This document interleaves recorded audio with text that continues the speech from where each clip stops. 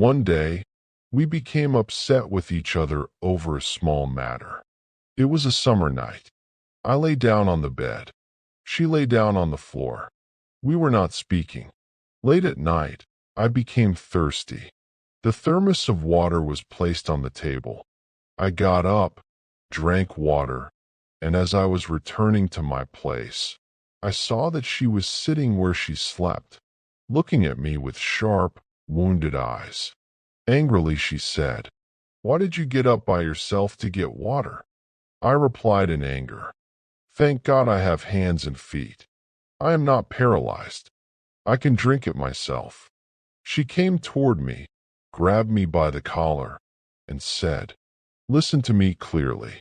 A fight is one thing, but you do not have the right to take my happiness away from me.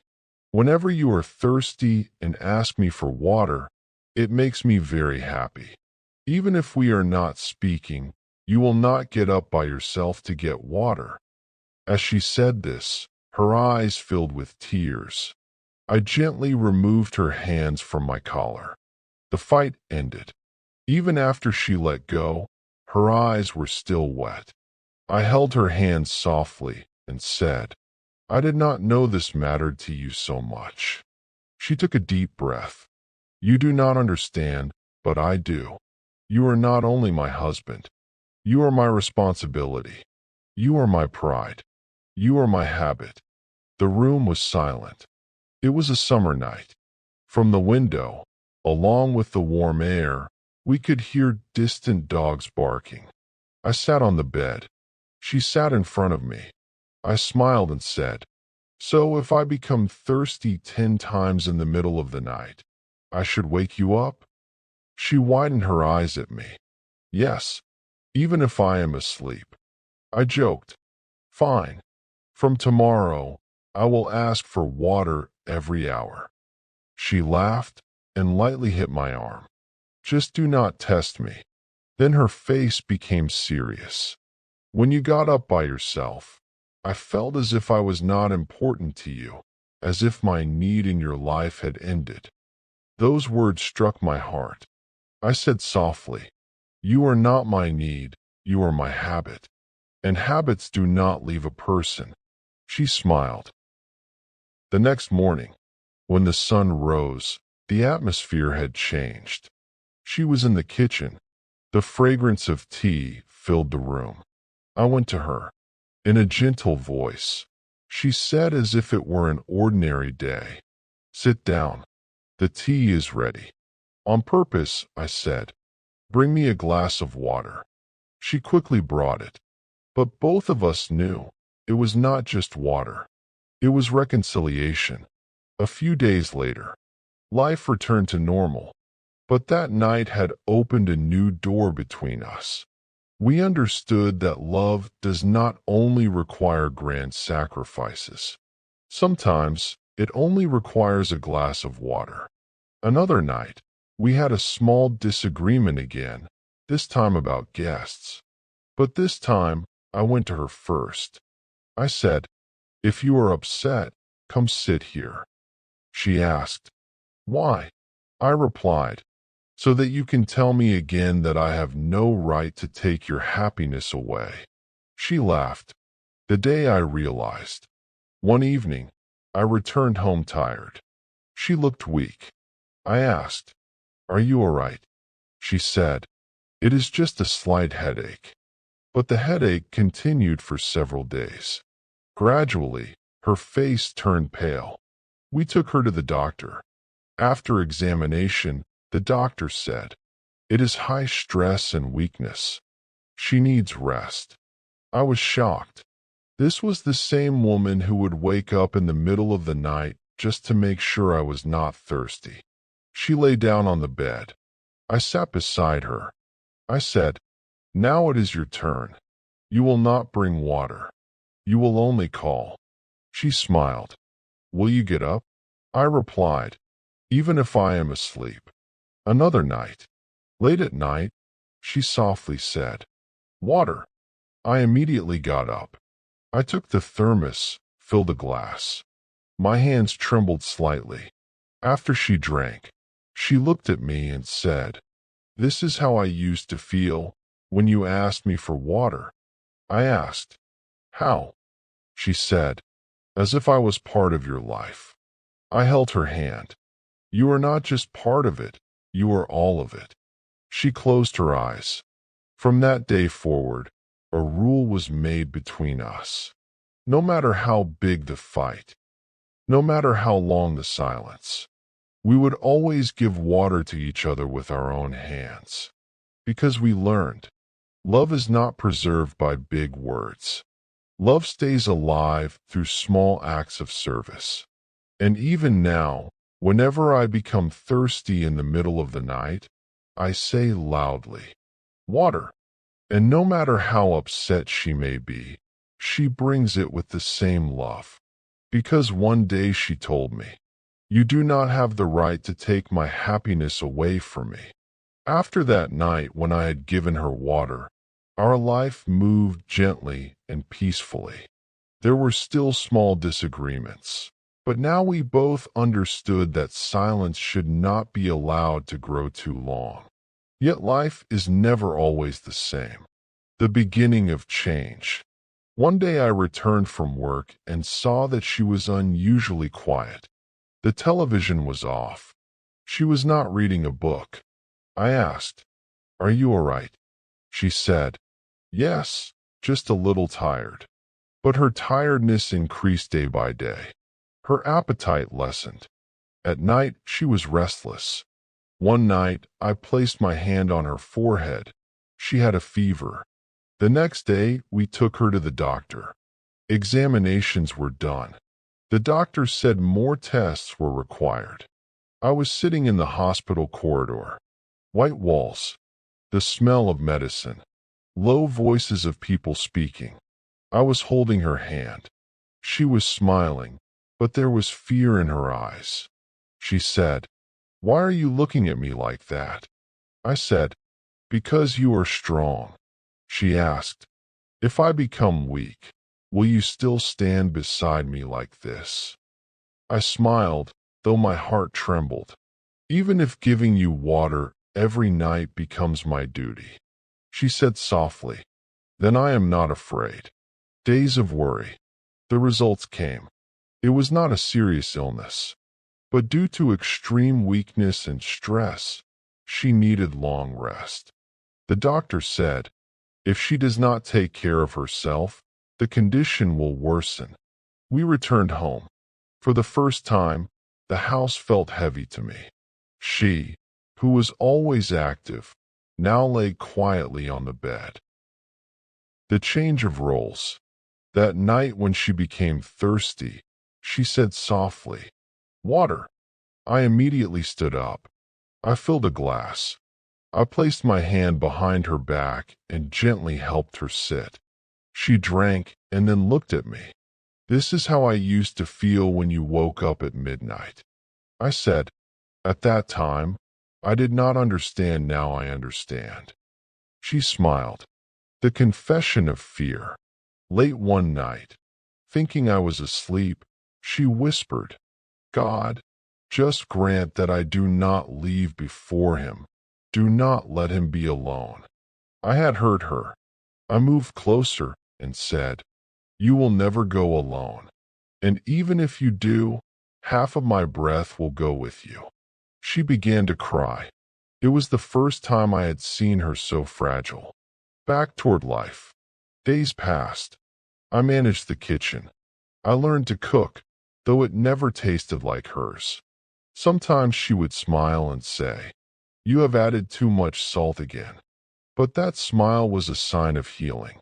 Gradually, color returned to her face. Her steps became stronger. A new promise. One evening, we were sitting in the yard as the sun was setting. She said, "We should live every day as if it were the last." I replied, "And every night we will give each other water." She laughed. Then she said seriously, "If one day I am not here, will you still ask for water at midnight?" I said, "Yes, because I will believe that you are the one bringing it." She placed her head on my shoulder. the meaning of love.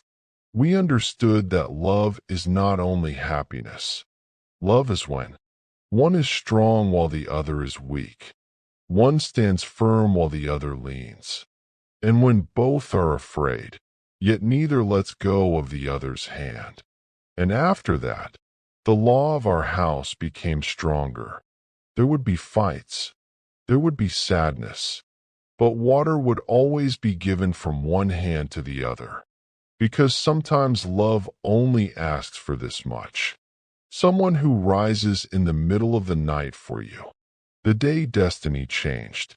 Life had become normal again. She had recovered. Laughter had returned to the house. Sometimes I would purposely say at midnight, "Water," and she would laugh and say, "You are doing this on purpose now." But one day, that day was not ordinary. A rainy day. It was near the end of summer, yet suddenly the sky darkened. Heavy rain began. She wanted to go to her mother's house. I said, "The rain is heavy. We will go tomorrow." She replied, "I will return quickly." I did not insist further. That was my mistake. Evening came. The rain continued. The phone rang. An unfamiliar voice said, "Are you the husband of? A woman has been hit. We have brought her to the hospital." My heart stopped. The hospital? When I arrived, she was lying unconscious. Her head was bandaged. Her arm was injured. The doctor said, "Her condition is not critical, but she has lost a lot of blood." I sat beside her. The woman who would wake up at midnight for me now lay silent. I held her hand. "I am here. Do not be afraid." The long night of waiting. That night was long. Machines made sounds. Nurses walked past. The rain was still falling. I had only one thought. If I lose her, who will I wake at midnight for water? Awakening. Early in the morning, she slowly opened her eyes. Her lips were dry. She whispered, "Water." My eyes filled with tears. I filled a glass and gently brought it to her lips. She drank a little. Then she smiled weakly. "See, I did not get up by myself." In a trembling voice, I said, "You do not have the right to take my happiness away from me." She closed her eyes, this time in peace. After several weeks, she returned home. Her steps were slow, but her spirit was strong. The house, which once felt empty, became alive again. I helped her sit in her favorite place near the window. Sunlight touched her face. She closed her eyes and whispered, "Home, there is no place like it." A softer life. After the accident, something inside both of us changed. We argued less. We listened more. We valued silence. Sometimes at night, neither of us would sleep. We would simply talk. About the past. About our youth. About the silly fights we once had. She once smiled and said, "Do you remember how angry I used to get when you asked for water?" I laughed. "And do you remember how you would still bring it?" She replied softly, "That was never about water." Growing older together. Years passed. Her hair slowly turned silver. Lines appeared on her hands. Her walk became gentler. Mine did too. But one thing never changed. At least once a week, one of us would say at midnight, "Water." Sometimes it was truly needed. Sometimes it was only an excuse. An excuse to make sure the other was still there. An excuse to hear, "I'm here." The last winter. Then came a winter that felt colder than the rest. She became ill again. This time, it was not weakness. It was age. Doctors did what they could. But time does not stop for anyone. One evening, as snow fell outside, she called my name. I sat beside her. Her voice was faint. She said, "Promise me something." I held her hand.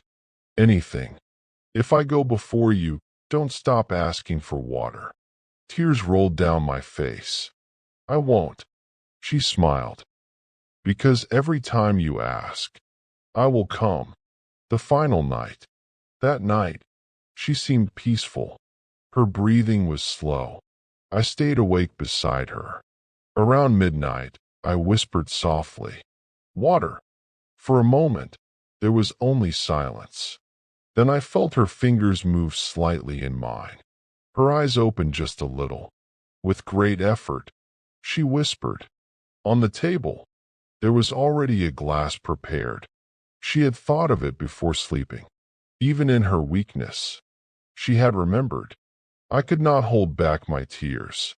I lifted the glass and touched it to her lips. She drank only a drop. Then she looked at me one last time. There was no fear, only love. And then, her hand slowly relaxed in mine. She was gone. After her, the house became quiet. The silence was different now. Heavier, colder. Days turned into weeks. I lived alone. But every night at midnight, I still said, "Water." And every night, I walked to the kitchen myself. I filled a glass, and I placed it on her side of the bed. Not because she would drink it, but because love does not disappear with death. The photograph. Her photograph now stands on the small table near the window. Sometimes I sit there and talk to her. I tell her about my day. I complain about my back pain. I laugh at old memories. And before sleeping, I always place a glass of water in front of her picture. The meaning. People think love is in big words, in gifts, in celebrations. But real love is simple. It is waking up when you are tired. It is staying when things are difficult. It is holding a hand in a hospital room. It is bringing a glass of water without complaint. Final words. If someone asks me what love is, I will not give a long speech. I will simply say, love is the person who rises at midnight and brings you a glass of water. And even when that person is no longer there, you still leave the glass on their side. Because love never dies. It only changes its place.